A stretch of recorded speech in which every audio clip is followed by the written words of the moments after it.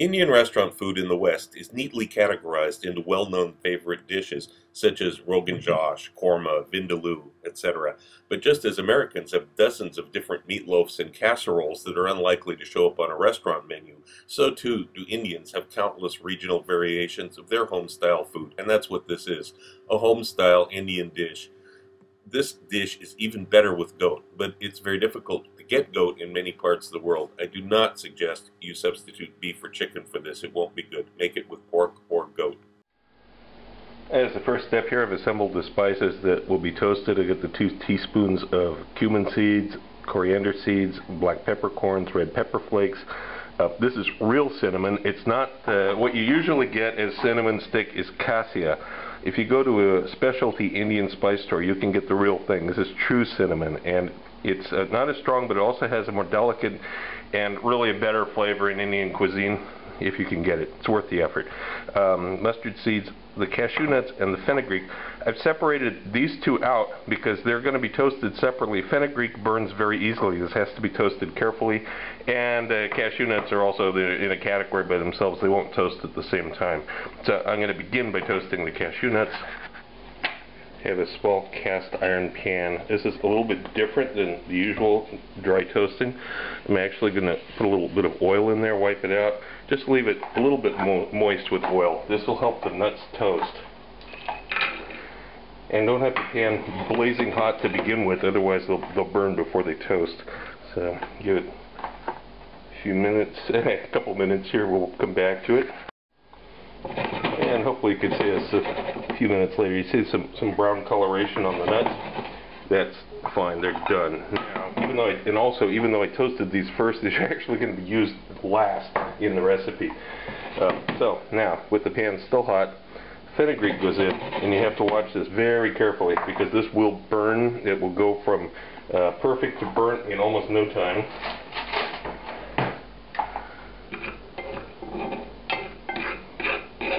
It's like 30 seconds is all it needs.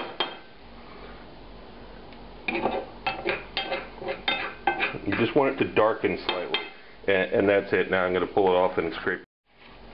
Okay, I got that out of there. Now, just to make sure, because we don't want any burnt fenugreek in here, I'm going to wipe the pan out with a paper towel. Make sure there's no fenugreek hiding in there. And now we've got all the rest of these spices we can add together. Cinnamon really isn't going to toast very much. That's okay. Cinnamon's a powerful spice, and when it grinds up, most of the important flavors will be released anyway. And we'll leave it on here for 45 seconds, something like that. You'll see the mustard seeds will start to pop.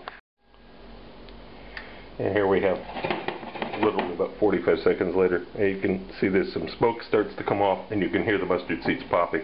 So I'm going to dump this back into the plate and let this cool a little bit before we grind it. Always a good idea to let the spices cool before you grind them. Loaded the bulk of the spices in. Here's the fenugreek, a little bit wet from the oil. The cashew nuts will be ground second. These will be ground separately, and these are used at the end of the recipe. So here's the rest of the spices ground. Okay, I transferred all of those spices into a bowl. Now I'm going to grind the cashew nuts, and those will get transferred into a dish to hold. This is what you should have at this point. You've got the finely ground cashews, which we're going to use at the end of the recipe. You've got all the rest of the spices. Now we're going to add the other ingredients to it.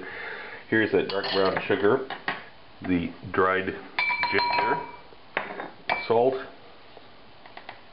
and the citric acid. And we'll give this a mix around. And then this is going to go on the pork as a dry rub. This goes in reserve for much later. And here we have the pork. I just want to show you, these are cut into large pieces because it's going to shrink some, and also it's just the nature of the dish. You want large pieces for this. All of the spice. It's about roughly 30 grams if you weigh it. You should have about 30 grams of spice there. And you're going to make sure that you coat this. I'm going to use my hands, but I've got to turn the camera off first. You want to make sure this is massaged well into the meat. I have a pan here that's on 5. On a 1 to 10, it's on 5 medium heat. I'm going to add this clarified butter to it. and the sliced onions. We're going to cook these just a little bit first before we introduce anything else. 5 minutes in, I'm going to add the pork and the seasonings that were in it. By the way, you notice it's completely clean in the bottom of the pan. At first, it would have looked like there was too much seasoning for this pork, but after it sits there for a little bit and you massage it, all of it sticks to the pork. Now, this pan is really overcrowded if we were doing a traditional browning, but this is Indian cuisine. We're not looking to get the deep, dark caramelization. We just want to cook the spices a little bit more with the onions and get the pink off of the pork. Not that you can see the pink on the pork for all the spices that are covering it, but you know that underneath these spices the pork is quite pink right now. So we're just going to cook it a little bit. It's been just over 4 minutes since I added the pork to it. Now I've got the garlic and the green chilies. Could add a lot more green chilies to this if you want to make it hot, and we'll put all this in. It's been about 2 more minutes. Now I'm going to add this coconut, this non-sweetened coconut, 1 tablespoon. It's completely optional, but I like a little bit of that toasted coconut in the background here. I don't think it's traditional anywhere in India for this recipe, but you know, I'm sure that nobody would object. It's within the sphere of flavors used. Not like I'm adding rosemary or something. And it's still on a medium heat.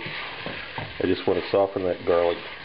This chili's cooked just a little bit before we add the next ingredients here. Okay, it's been about 2 or 3 more minutes now. I'm going to add this passata, just pureed tomatoes.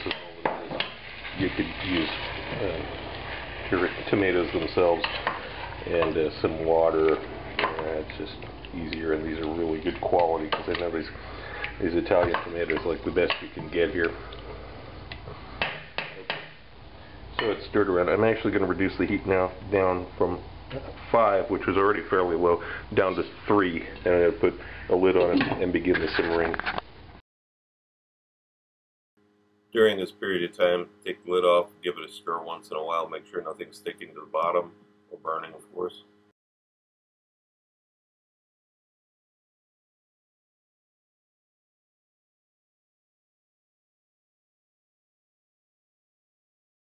After 1.5 hours of it simmering, you're going to add the fenugreek leaves, methi, and also the ground nuts, cashews in this case, as explained at the start of this video.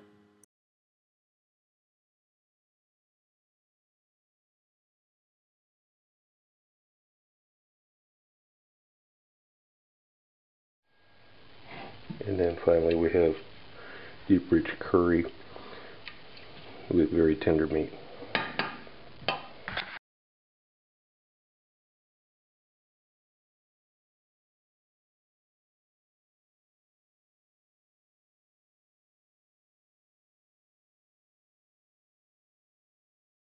If you like my videos, look for my cookbook, now available through Amazon, Barnes & Noble, and other internet bookseller sites. Also look for my cocktail book, Cocktails of the South Pacific and Beyond, Advanced Mixology, available through Amazon online.